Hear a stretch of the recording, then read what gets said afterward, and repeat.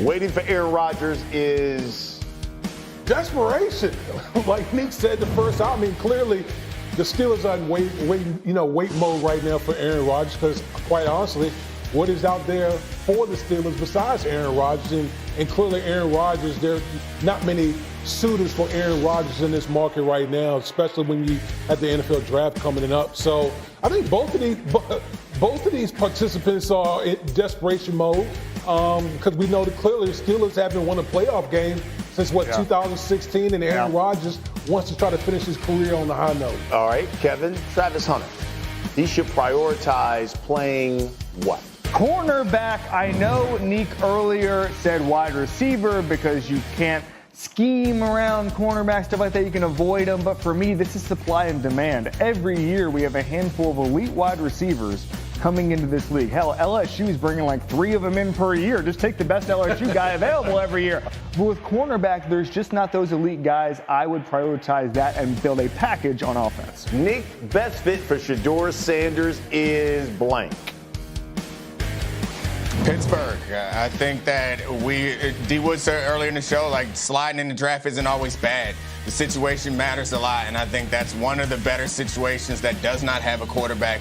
Assuming they get Aaron Rodgers, he'll get some time to develop a little bit, and while they build up that offensive line and that running attack, and he can take over in a couple of years with that defense that seems to always be good no matter who's there, with a coach that's stable and that you can trust. So I like that as a setup for Shedeur Sanders, and maybe also for the Steelers. They need a quarterback like that they can trust, that'll make good decisions. That's the thing that they've missed, is a quarterback that can consistently make good decisions and can stand in the pocket and take a hit, which is something that Shedeur Sanders definitely can do.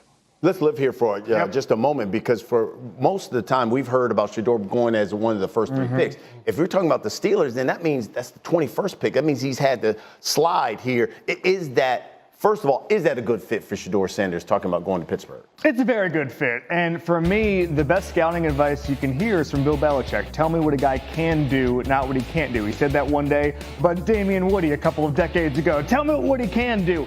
But what we know Shedeur can do is he can throw an accurate pass. He's really good under pressure. And those things are going to translate to the NFL almost immediately. This is a win-now roster. I would sign a veteran. I would sign an Aaron Rodgers type and give Shedeur a year in the system to learn the NFL game. The Big 12 to the NFL is a big jump. But what Shedeur told me a couple weeks ago was he'd rather go to the best fit than go number 1 overall. We don't hear that a lot from a quarterback, but guess what? I believe him. This could be a very good fit. I still like the Raiders as far as Geno being a bridge quarterback. I think that could be a better home for him, but I would love this Pittsburgh situation. Oh, do you think sliding would be good for his career, Dane? Absolutely, because you tend to see the better franchise, the more stable franchises in the back half of the first round. I mean, we cited a couple of examples when Kansas City went up to get Patrick Mahomes. When Baltimore Ravens traded up in the first round to get Lamar Jackson, you just clearly see, though, when you have those type of franchises, that stable head coach, ownership, those guys are able to put their best foot forward as far as establishing their career. Nick, how do you explain then the Shedeur slide if there is going to be one on draft day?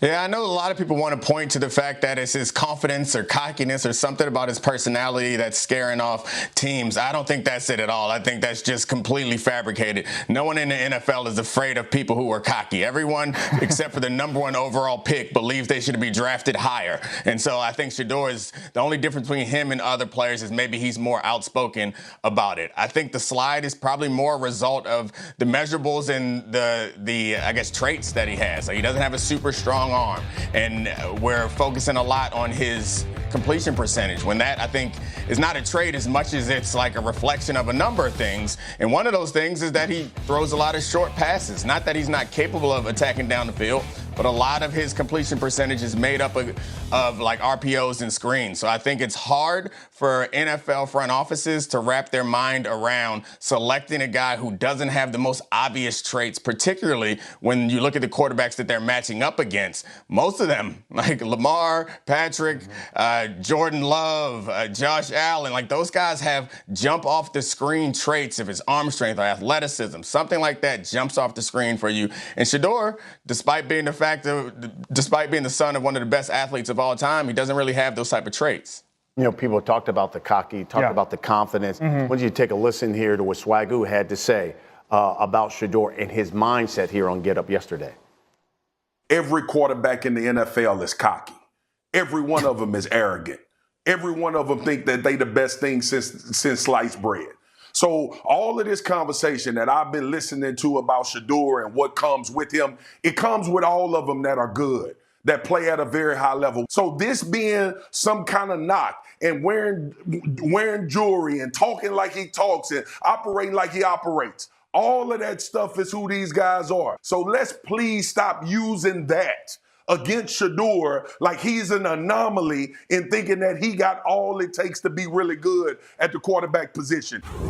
Pretty strong. You talked about you interviewing him at the Super Bowl. You seen any red flags at all? No, not at all. And Dominique Fox was one of my very good friends. I like nothing more than disagreeing with him. And I'm so happy to disagree with him right now because I think there are teams, Meek, who are saying, you heard me, that are saying that maybe they don't like the personality fit with Shedeur Sanders. That sounds like some of the reporting coming out of NFL draft circles right now. And I don't think those teams are fully functional. I think they're scared of their own shadow. I think he says, and he admits to this, that he has a defensive backs mentality because of who his father is. He told me he doesn't watch NFL quarterbacks to idolize them because he wants to beat them. He has a different mentality, a DBA's mentality, a Deion Sanders mentality, and I think that's rubbing teams the wrong way, and it shouldn't, frankly. I think that teams want to keep different prospects in a box. That's what they want to do here. That's what they always want to do. And if they see a guy who's a little outside the box, they panic. That's what they do. These teams are scared of their own shadow.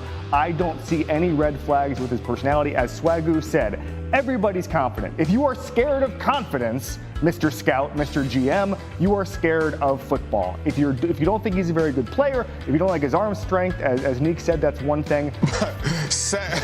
Second of all, I think that sometimes the confidence doesn't match up, I think, in some people's idea with the ability, and that might be what turns some of the scouts off. But honestly, I think some of them don't know what to say. Like, honestly, if you don't like him as a player, that's fine. Like, there's plenty to like about him, and there's plenty of players that we get right and we get wrong. But I think it's probably not fair to say it's something about his personality, because I guarantee you that if he was 6'4" and ran a 4.3 and could throw a ball through a brick wall, no one would have anything to say about the way that he talks, the way that he acts. They'd be falling over themselves to get him hired. The fact of the matter is they don't believe in him as a prospect, and they're finding other reasons to point to other than the idea that maybe they just don't think he's as good as a lot of other people think he is. Final word. No, I think that's what it is. I think it's more about the physical attributes. It's not about all these guys are cocky. Swagger was right, but I think it's more about matching up the quote unquote swagger with the physical attributes. If scouts don't feel like they match up per se, that's why you're hearing all these whispers about Shedeur Sanders. We'll see what happens for them Dallas Cowboys. Is who's going to fall on the floor from the ring cam for them, because it feels like I want to know if the window is closed. There's been